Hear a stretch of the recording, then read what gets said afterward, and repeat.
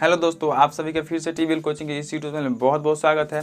जैसा कि दोस्तों आपने थंबनेल देखा ही होगा। जी हाँ दोस्तों, इस वीडियो के अंतर्गत यानी कि इस वीडियो में हम लोग बिहार आईटीआई का 2020 का जो एग्ज़ाम होने वाला है उसमें आपका पासिंग मार्क्स क्या रहने वाला है, यानी कि आप कितना मार्क्स लाइएगा कि आपका बिहार आईटीआई इंट्रेंस एग्ज़ाम के में जो है आप क्वालिफाई कर जाइएगा और आपका जो एडमिशन बिहार के किसी भी आईटीआई में हो जाएगा।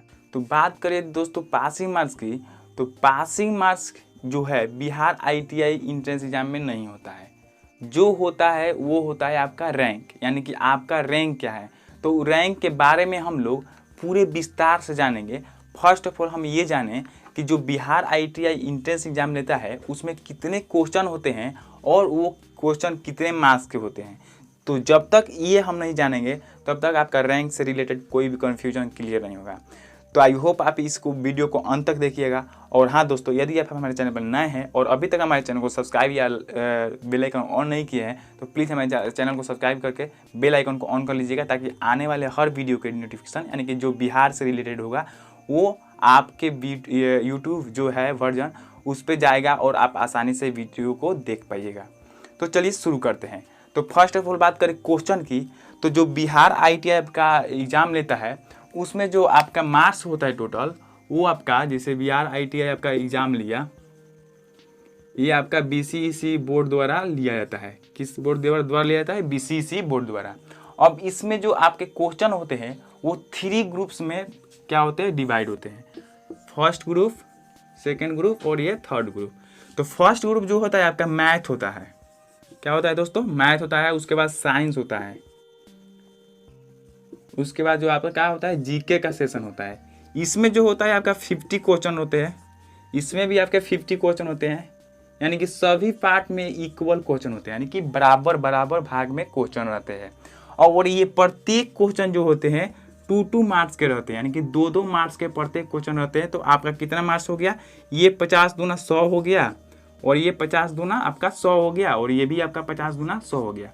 अब इस तीनों को ऐड कीजिएगा तो आपका जो आएगा वो 300 आएगा। यानी कि टोटल आपका कितने मार्क्स का क्वेश्चन ये बीसीईसी बोर्ड द्वारा लिया गया एग्जाम का जो पेपर है वो कितना का हो रहा है? 300 मार्क्स का हो रहा है। कितने मार्क्स का हो रहा है दोस्तों? 300 मार्क्स का। आप यहाँ पे देख सकते हैं जो मैथ का सेशन था इसमें 50 क्वेश्चन और प्रत्येक क्वेश्चन 2 मार्क्स का, तो 50 × 2 = 100। उसके बाद साइंस का जो पार्ट है, तो साइंस में भी आपको 50 क्वेश्चन देगा, और जो भी क्वेश्चन रहता है वो 10th लेवल के ही रहते हैं। थोड़ा सा मॉडरेट रहता है लेकिन वो 10th लेवल का ही रहता है, उससे घबराने की ज़रूरत नहीं होती है। तो 50 क्वेश्चन रहता है, उसमें 2-2 मार्क्स का रहता है, तब 50 × 2 = 100। ये भी 100 हो गया। और ये भी जीके का जो सेशन होता है ये भी ज़्यादा ये नहीं रहता है, करंट अफेयर थोड़ा सा मिक्स करके दे देता है, तो थोड़ा सा डीप में चला जाता है, यानी कि डीप लेवल का हो जाता है। तो 50 × 2 = ये भी 100। अब तीनों को ऐड किए तो कितना हुआ? 300 का हुआ। यानी कि 300 का जो आपका हुआ ये पेपर हुआ 300 मार्क्स का। अब बात हुआ कि पासिंग मार्क्स, यानी कि इस 300 मार्क्स में आप कितना नंबर लाइएगा कि आपका जो है सिलेक्शन हो जाएगा और आप बिहार के आईटीआई कॉलेज में एडमिशन ले लेंगे। तो बात करिए यदि पासिंग मार्क्स की, तो दोस्तों बिहार आईटीआई में पासिंग मार्क्स नहीं होता है। क्या होता है? होता है तो रैंक कार्ड। हमने पहले ही बताया था क्या होता है दोस्तों? Rank card. अब हमको बात करना है रैंक कार्ड पे कि रैंक कार्ड आखिर होता क्या है। जैसे मान लीजिए, इसको हम मिटा देते हैं। जैसे मान लीजिए ये श्याम है, श्याम एक लड़का है। ओके, इतना तो कंफर्म है। ये क्या है? श्याम एक लड़का है, और ये जो है ये बिहार राज्य के हो गया, बिहार राज्य के सारण, यानी कि सारण जो डिस्ट्रिक्ट है उस डिस्ट्रिक्ट का रहने वाला है। यानी कि बिहार में जो 38 जिले हैं उसमें से एक सारण भी जिला है, तो इस सारण जिले का रहने वाला है। कौन है? ये आपका श्याम एक लड़का है, और ये सारण जिले, बिहार के सारण जिले में का रहने वाला है।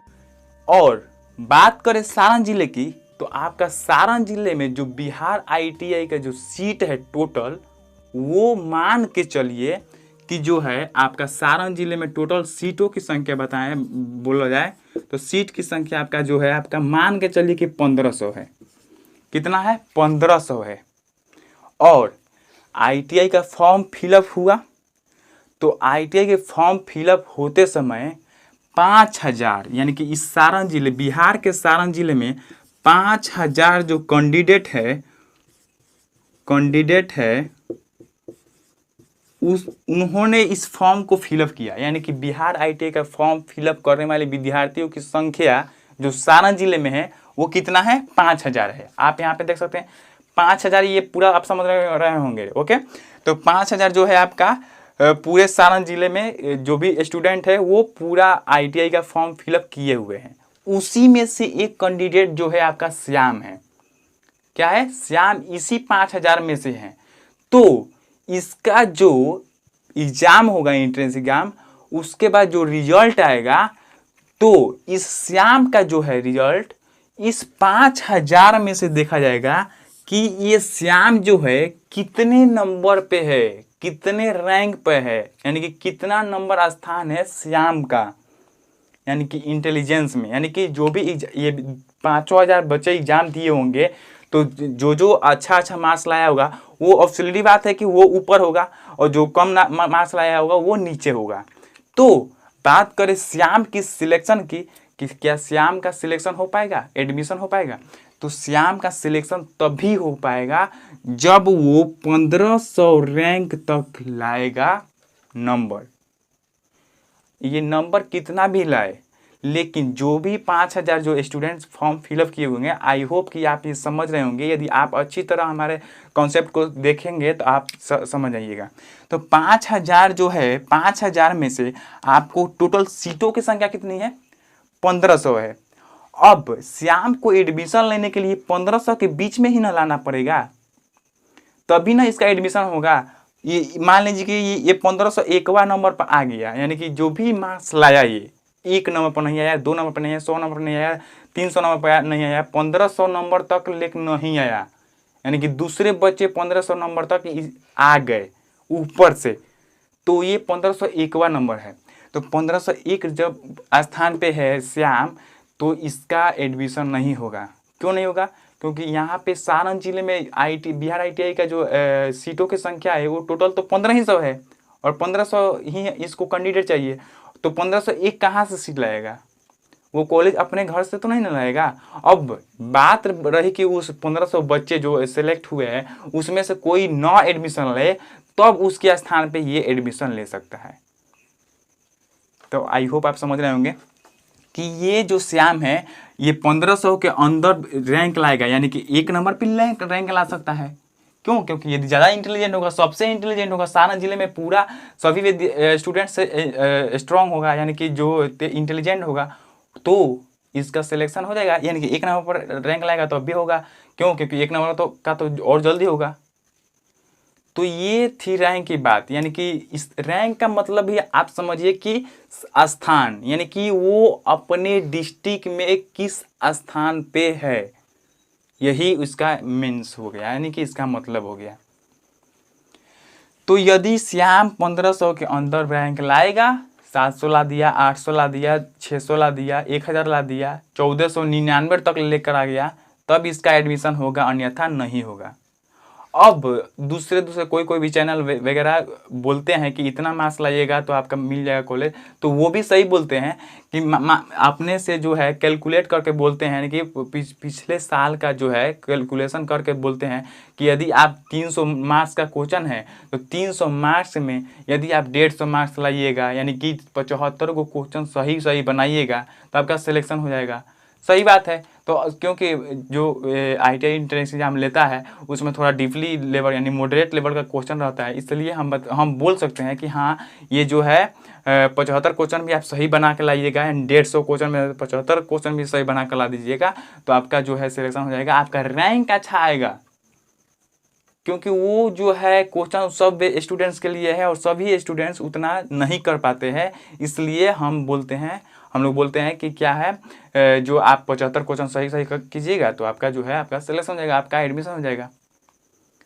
तो इस प्रकार जो है आपका बिहार गवर्नमेंट जो है बिहार ITI BCEC बोर्ड जो है वो स्टूडेंट्स का एडमिशन लेती है रैंक के आधार पर। तो यहाँ पे पूरा ये लेक्चर सुनने के बाद कंक्लूजन यही निकलता है कि बिहार ITI जो BCEC बोर्ड द्वारा ITI एंट्रेंस एग्जाम लिया जाता है उसका सिलेक्शन जो होता है वो रैंक के आधार पर होता है कि, और रैंक के आधार पे होता तो है ही, बशर्ते रैंक के आधार पर होने के बावजूद भी वो जो रैंक है वो आपके डिस्ट्रिक्ट लेवल का होता है। जैसे मान लीजिए कि अभी हमने बताया यहाँ पे सारण जिले की, तो ये सारण जिले में ही कम्पीट करेगा। सारण जिले में जितने भी फॉर्म फिलअप हुए होंगे, 5000 हुए, 4000 हुए, जितना भी हुए हो, तो वो 5000, 4000, 3000 के बच्चे में ही कम्पीट करेगा, न कि बिहार के पूरे बच्चे में। यही इसमें थोड़ा सा ये अंतर होता है, यानी कि जो कम्पीट करेगा वो सारण जिले के बच्चे से ही करेगा। अदर जो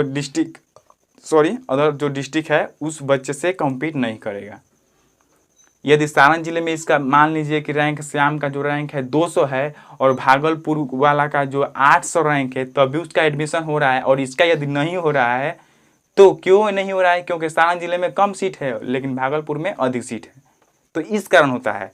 ये नहीं कि उसका 800 था और इसका 200 था तो क्यों नहीं हुआ, तो इसलिए इसी कारण नहीं हुआ क्योंकि यहाँ पे सीट कम और वहाँ पे सीट अधिक है, इसी कारण नहीं होता है। और यदि आप सीटों के बारे में जानना चाहते हैं कि यानी कि सीट कहाँ कहाँ कितनी है, तो आप हमारे प्ले लिस्ट में जाकर आए, बिहार ITI पे टैप करके उसमें जो है दिया वीडियो डाला गया है, उसको आप टैप करके देख सकते हैं कि कहाँ कितनी सीटें हैं, उसमें फुली डिटेल्स में बताया गया है। तो आई होप आप इस पूरे वीडियो को समझे होंगे, और इसके बावजूद भी आपको कोई कन्फ्यूजन वगैरह हो तो आप कमेंट बॉक्स में बोल सकते हैं, हम उसका पूरा का पूरा प्रयास करेंगे कंक्लूजन निकालने का और कमेंट का रिप्लाई देने का।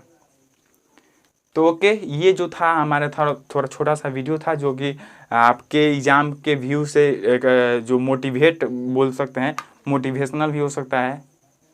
क्यों? क्योंकि आपको जो है कम्पीट करना है अपने डिस्ट्रिक्ट के बच्चे से कम्पीट करना है, न कि पूरे बिहार के बच्चे से। तो आप ये देखिए कि आपके इस डिस्ट्रिक्ट में कितने फॉर्म फिलअप किए हुए हैं और आपका डिस्ट्रिक्ट किस लेवल में है, एजुकेशन में वगैरह में किस लेवल पे है, तो उस टाइप से आप तैयारी करके और क्लियर कर सकते हैं एग्ज़ाम को। तो बस इतना ही रहने देते हैं, और इससे रिलेटेड कोई भी कन्फ्यूजन वगैरह हो आप कमेंट के माध्यम से हमसे पूछ सकते हैं, हम अधिक से अधिक प्रयास करेंगे आपके कमेंट का रिप्लाई करने का। तो ओके, धन्यवाद, मिलते हैं अगले वीडियो में। और हाँ दोस्तों, यदि आप हमारे चैनल पर नए हैं और अभी तक हमारे चैनल को सब्सक्राइब नहीं किया है तो प्लीज़ हमारे चैनल को सब्सक्राइब करके बेल आइकन को ऑन कर लीजिएगा, ताकि आने वाले हर वीडियो का नोटिफिकेशन आप तक जाएगा और आप आसानी से हमारे हर वीडियो को देख पाइएगा। ओके, मिलते हैं अगले वीडियो में। जय हिंद, जय भारत।